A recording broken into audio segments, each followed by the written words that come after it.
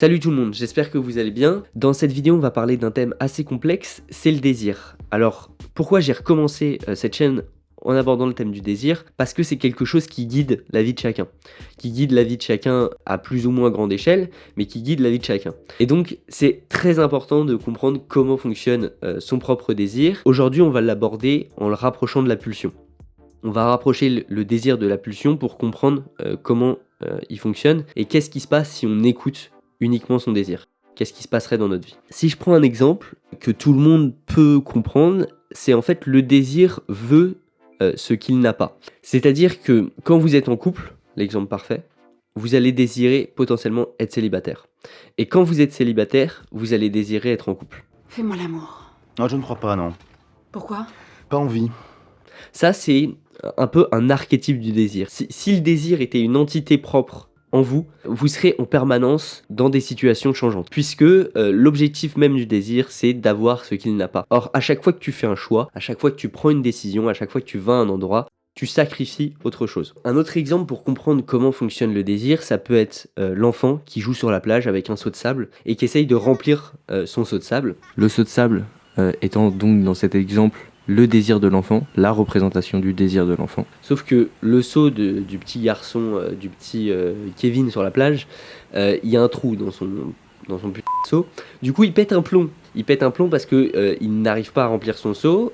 Et donc ça le pousse continuellement à l'insatisfaction. En plus de ça, ça le pousse à la frustration, puisque tu n'as jamais réellement ce que tu veux avoir. Donc c'est chiant, quoi. Le désir, c'est quelque chose, c'est beau, c'est intéressant à comprendre, mais c'est chiant. Et dans cette vidéo, on va essayer de comprendre la structure du désir, comment il fonctionne, comment fonctionnent les frustrations que tu vas avoir autour de ça, pour enclencher justement, pour déclencher chez toi, chez nous, chez toi, chez vous, je sais pas si je vous vois ou tutoie, le dépassement de soi.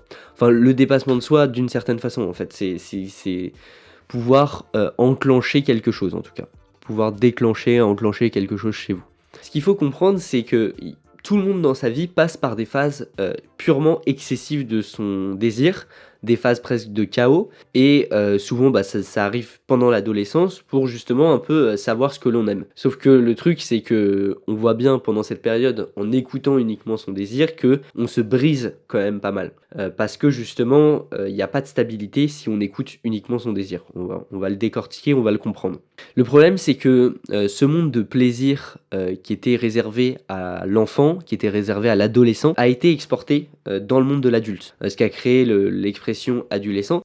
Et il faut savoir que ça n'a pas toujours été ainsi, c'est avec un peu l'américanisation en Europe et de plus globalement du monde, mais c'est une société qui a été créée dans les années 50, peut-être un petit peu avant. La volonté de créer cette société basée sur le plaisir, je ferai une vidéo d'ailleurs sur ça, a été voulue par quelques personnes pour justement calmer les foules, pour un peu contrôler les foules. You have to know what those needs are in order to fully exploit the consumer.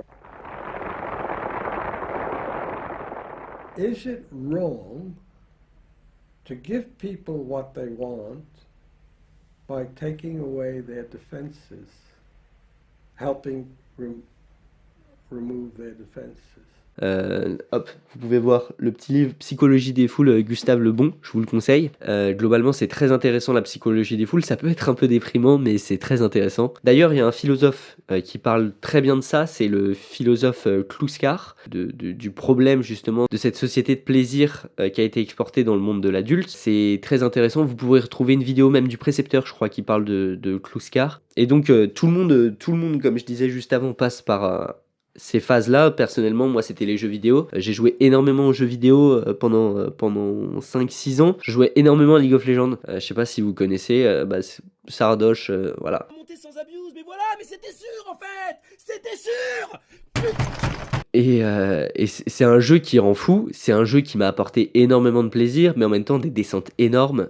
C'était un peu un enfer, même si c'était très satisfaisant d'un côté, parce que tu t'écoutes uniquement le plaisir, tu vas vers le plaisir le plus rapide, et plaisir rapide égale descente rapide en général. Et donc ça a été exporté, et il y a Konrad Lorenz qui nous parle très bien de ça. Il dit que l'intolérance croissante à la douleur a rendu l'homme incapable de produire des efforts importants pour des objectifs à long terme. De surcroît, la publicité, le modèle économique consumériste et les facilités de paiement encouragent un type de comportement hédoniste, la satisfaction immédiate de tous les désirs. Donc ça, c'est Konrad Lorenz. J'aime bien cette petite citation de lui. Et pour ceux qui savent pas ce que c'est, hédoniste, c'est justement une philosophie qui se base un peu sur la recherche de plaisir uniquement. Comment je fais pour accéder à le plus de jouissance possible. Sauf que cette philosophie pose problème pour construire des choses à long terme, pour avoir des objectifs, bâtir des choses.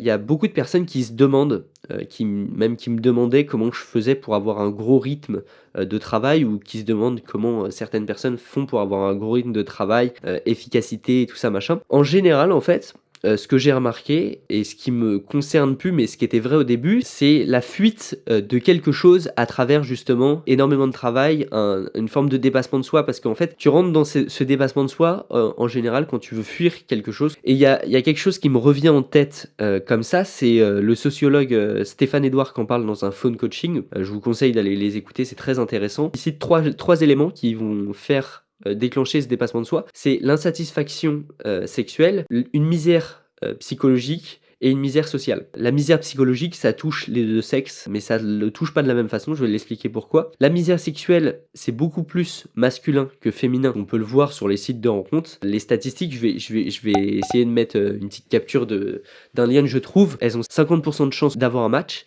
et les hommes, c'est environ 2%. Donc 50% de chance d'avoir un match contre 2%. Ça veut dire que 1 like sur 2 pour une femme aboutit à un match. Sur 100 likes masculins, il y en a 2 qui aboutissent à un match. Sachant que le match n'implique pas la rencontre. Le match implique juste le fait que 2 photos de personnes, enfin deux personnes se soient likées. La rencontre, tu dois facilement diviser tes chances par 4. Du coup, tu arrives à 0,25% pour un mec. Les autres mecs, ils sont en chien, frère. On est moche, on n'est pas drôle, on n'a pas d'argent, on n'intéresse personne. Même plus en fait.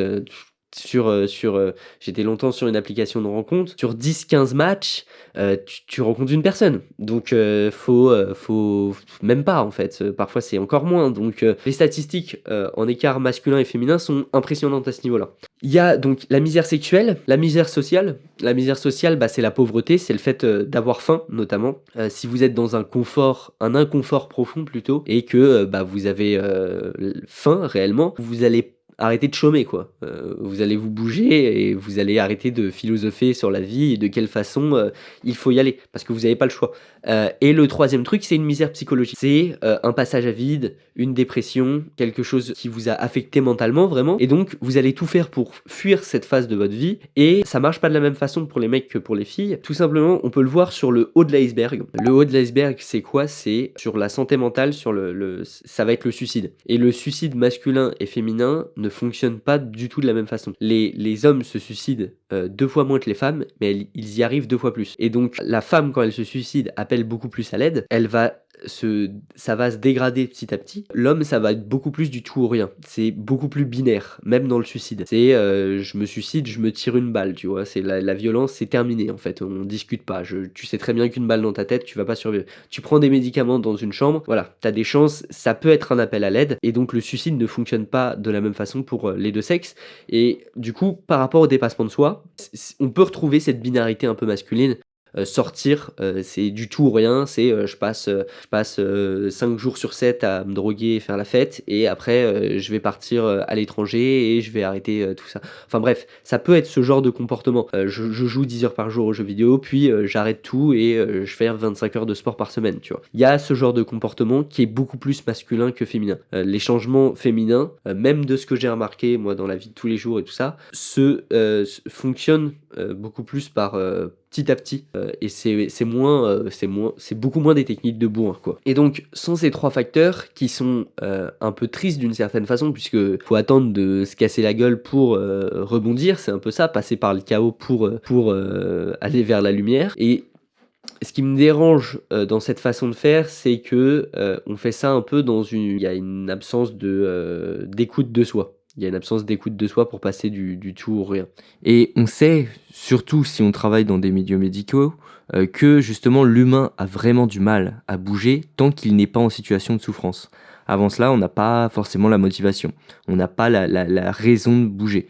Par contre, le jour où on souffre, on fait tout pour fuir cette douleur. C'est par exemple une fois qu'on s'est fait larguer, qu'on va s'intéresser au couple. L'homme de base typique qui ne s'intéresse pas du tout, contrairement à ce qu'il prétend, à F. Il s'intéresse à D, F parce qu'il les mate et qu'elles leur plaisent, mais il n'en a rien à foutre de la psychologie, il n'en a rien à foutre des relations. Et quand est-ce qu'il s'y intéresse? Quand il est au bord des larmes parce qu'elle est partie. Voilà.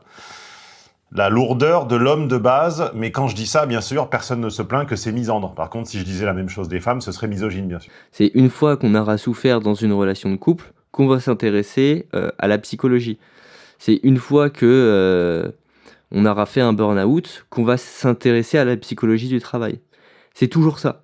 On ne s'intéresse que très peu à nous-mêmes, aux besoins justement pour éviter ces catastrophes. On s'intéresse très peu à ça. Sans ces facteurs de motivation, la plupart des gens, la plupart des hommes en tout cas, feraient le minimum. Et même le comportement d'aller de sortir de sa chambre et tout ça, je l'ai encore vu récemment avec un de mes potes qui s'est mis au sport, qui a trouvé un taf, qui se bouge le cul, alors que avant, flemme quoi. Flemme. Et les meufs n'ont pas été le seul facteur de motivation, mais ça a été un des gros facteurs de motivation. Et les meufs, pour beaucoup de mecs, c'est un gros facteur de motivation. Puisque un mec qui ne fait rien a quasiment aucune chance d'avoir sa chance sur le marché de la rencontre pour construire une relation. Pas forcément pour choper, puisque pour choper, t'as une bonne gueule, voilà, t'as une gueule d'ange, ça passe, tu vois. Genre, pour une soirée, voilà, il n'y a pas besoin de parler. Si t'es bourré en soirée, si tu parles pas, t'échanges 3 mots et c'est bon. Donc je peux comprendre que ça peut être déprimant de pas avoir de motivation, sauf que passer par ces 3 trucs, la misère sexuelle et affective tu la choisis pas, mais les 2 autres tu peux le choisir.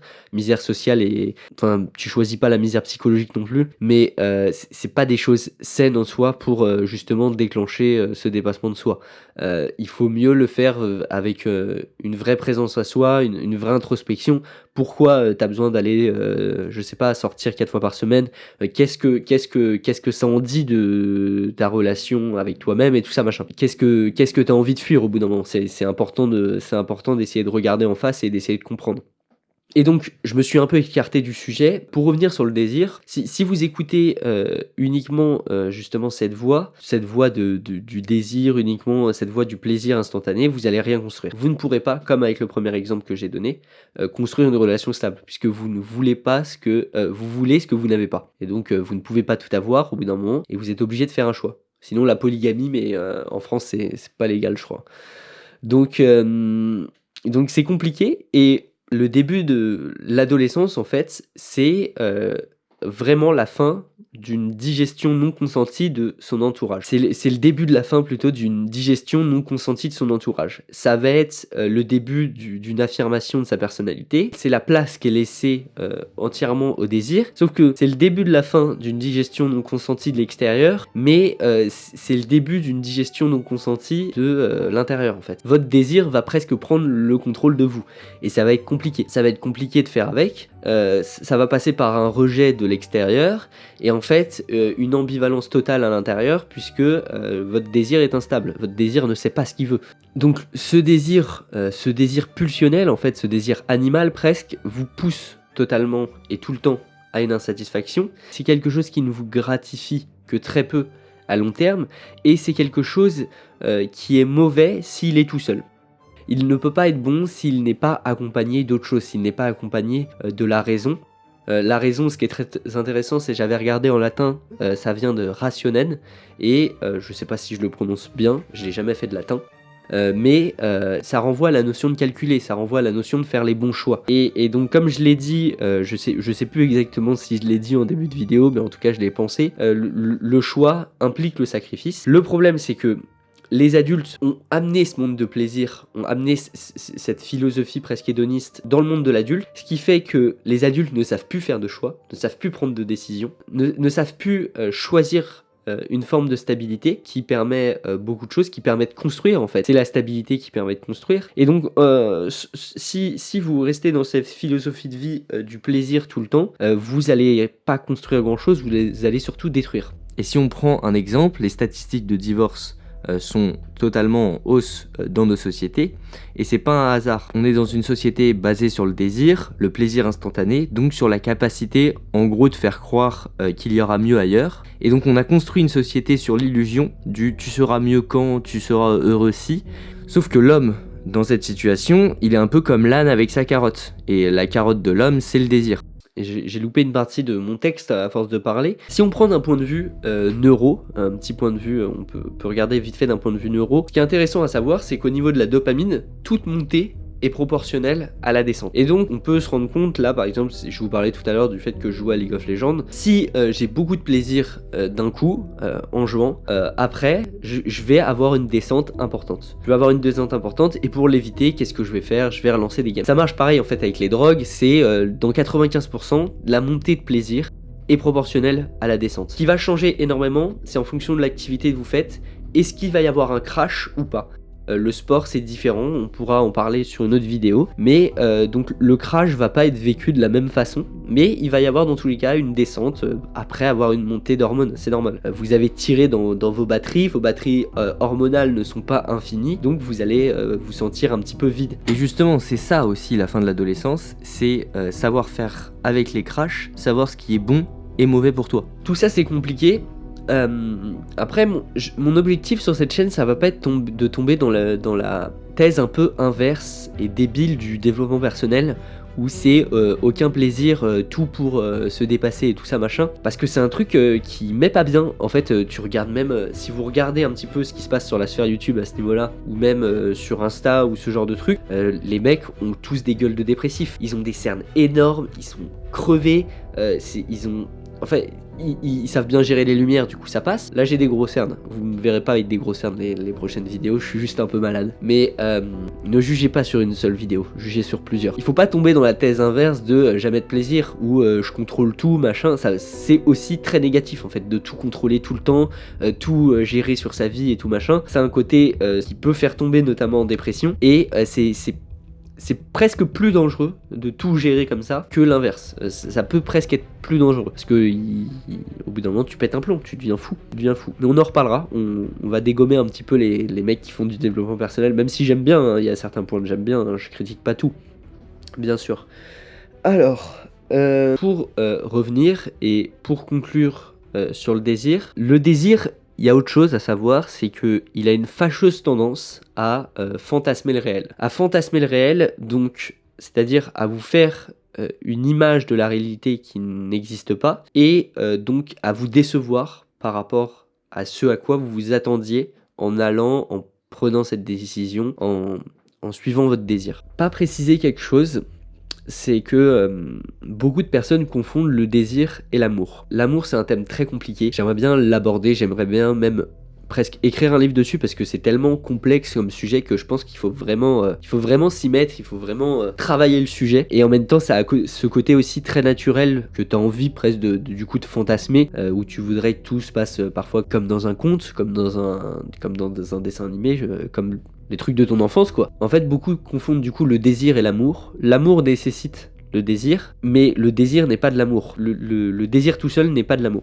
Des personnes qui incarnent beaucoup la logique du désir, ça va beaucoup plus être une caractéristique féminine que masculine. Les hommes ont beaucoup plus de difficultés à incarner le désir, sauf que le problème du désir, c'est la désillusion. Comme je l'ai dit juste avant. La désillusion, c'est vous faire croire qu'il y a quelque chose de grand à un endroit où, quand vous arrivez, vous vous rendez compte que c'était beaucoup plus un fantasme qu'une réalité. Je dis pas que les filles sont des arnaqueuses, mais je dis qu'elles se débrouillent beaucoup mieux en général avec le désir que les hommes. Et c'est la même raison pour laquelle elles ont 50 prétendants sur les sites de rencontres. Elles ont beaucoup plus de prétendants dans la vraie vie que les hommes, parce que les hommes ne savent pas se faire désirer. Les femmes savent beaucoup plus se faire désirer. Essayez de comprendre la façon dont elles le jouent. Elles ne le conscientisent pas forcément, mais elles le maîtrisent mieux.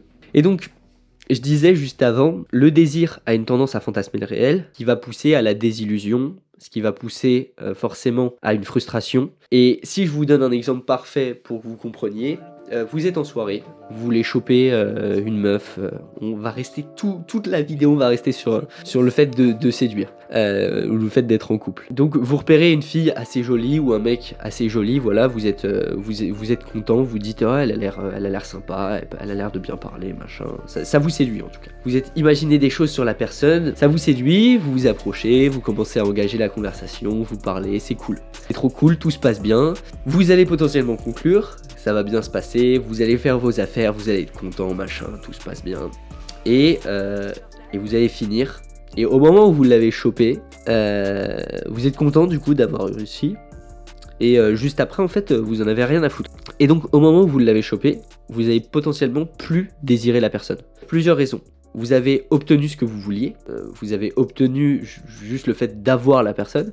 Donc, à partir de ce moment-là, vous allez être presque... Il va y avoir de la satisfaction, bien sûr, mais un petit côté vide parce que c'était pas incroyable en fait. C'était pas incroyable, vous connaissiez pas la personne. Et en plus de ça, vous allez peut-être ressentir une petite frustration parce que vous vous rendez compte que en fait la personne est totalement bourrée ou que vous étiez totalement bourré et que vous avez totalement fantasmé la personne et en réalité en fait cette personne est totalement débile, je sais pas, hein, je donne des exemples. Mais où elle pue de la gueule, voilà, elle pue de la gueule, c'est bien ça. Et donc à ce moment-là, en fait vous avez fantasmé un truc presque parfait dans votre cerveau, ce que votre cerveau fait très bien. Hein. Après, je mets pas de côté le cas où la désillusion peut se faire, c'est un exemple, et la désillusion peut se faire sur du plus ou moins long terme, particulièrement en ce qui concerne l'amour. Par exemple, au début de votre couple, vous êtes globalement prêt à tout accepter de l'autre, justement car votre désir pour l'autre est tellement fort que, en gros, il met un voile sur la réalité, sur votre propre raison, et avec le temps, il va falloir réadapter. Et ça, c'est une démonstration aussi du désir. Donc, ce qu'il faut retenir, c'est de 1, vous ne désirez plus ce que vous avez obtenu. De 2, vous avez idéalisé quelque chose chez l'autre, déclenchant donc chez vous un sentiment de déception. Une fois que vous avez en quelque sorte l'autre, que vous l'avez obtenu. Votre désir d'une chose, ça c'est une phrase clé pour comprendre le désir, vous fera beaucoup plus brûler de l'intérieur que cette chose en elle-même. Il faut comprendre que globalement, son désir seul, son désir sans le côté de la raison, sans le rationnel, sans le calcul, est globalement mauvais. Parfois il faut se laisser aller au désir. Le désir en couple est quelque chose que je pourrais aborder tout simplement parce que c'est un sujet à part entière, et c'est un sujet complet, c'est un sujet autre que celui que je viens de faire. Là je vous parlais davantage d'un désir pulsionnel, d'un désir, d'un plaisir hédoniste. Une fois que vous aurez compris justement que votre désir vous fera beaucoup plus brûler de l'intérieur que la chose en elle-même, vous pourrez faire les bons choix. Vous pourrez faire les bons choix pour votre avenir. Vous pourrez ne pas choper cette fille en soirée qui vous tente alors que vous êtes en couple et que ça se passe bien, parce que vous comprenez que oui, votre désir veut ça, parce qu'en fait, il veut tout ce que vous n'avez pas. Et globalement, c'est ça. Et petit à petit, tu construis ta personnalité et tu sais ce que toi tu veux au fond de toi. Et donc, regarder cette réalité en face, c'est faire le deuil de son enfance. C'est faire le deuil du non-choix, c'est faire le deuil de tout ça. Et forcément de votre adolescence. J'aborderai le désir en couple une autre fois. J'aborderai tout simplement le désir en couple sur un sujet à part entière, puisque c'est passionnant. Et j'espère que cette vidéo vous a plu. Moi j'ai adoré la faire. J'espère que j'ai été clair. Je me suis peut-être un peu laissé aller. Donc c'est la première vidéo de reprise. Il va y avoir des vidéos toutes les semaines. Donc n'hésitez pas à vous abonner. Je change totalement la ligne édito de ma chaîne. J'ai enfin trouvé ce que je voulais faire. Et je suis vraiment épanoui là dans ce que je fais. Donc j'espère que ça va vous plaire. J'espère qu'on pourra se retrouver sur cette chaîne. N'hésitez pas à vous abonner, à liker, à partager et tout ça. Et je vais créer normalement un petit site internet où je vais publier les articles que j'écris. Et je vais essayer d'améliorer ma plume parce qu'elle n'est pas encore très bonne. Donc j'espère que ça vous plaira. Vous pourrez peut-être avoir plus de détails sur les textes écrits. Ou si vous aimez davantage lire, vous pourrez aller voir ça. En tout cas, j'espère que ça va vous plaire. On se retrouve bientôt sur cette chaîne. Et n'hésitez pas à m'envoyer des thèmes, des sujets à traiter. Ciao tout le monde.